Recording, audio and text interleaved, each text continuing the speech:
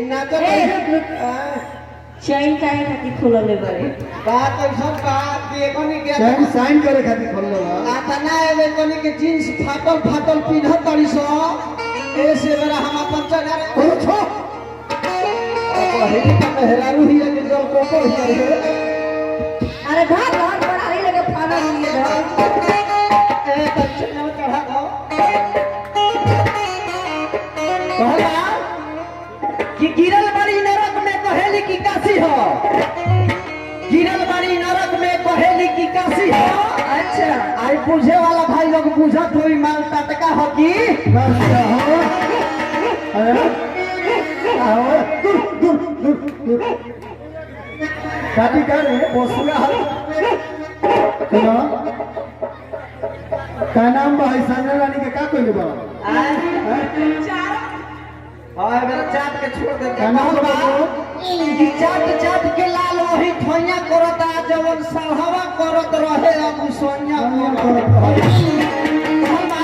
कि गोरकी के गोर के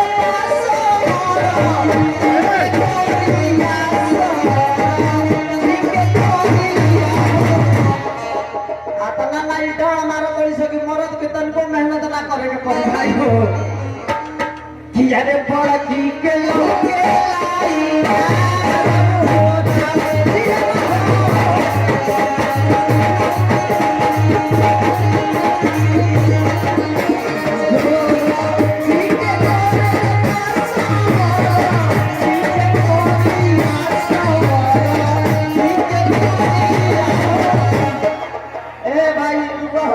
ये बताओ कि हिंकर के फेंक दी और सब ना बानी मोर लागत अच्छा ये बताओ हमन के सकले में तो हमन के कुछ नहीं के बुझा तार के बड़ी बुझात होई ना एगो भाई कहलन कि तोहरो भेंटा लाओ में रहल तो कहल बा भाई कि दिल मिलल बा तो एगो दिलदार मिले के चाहिए बिल मिल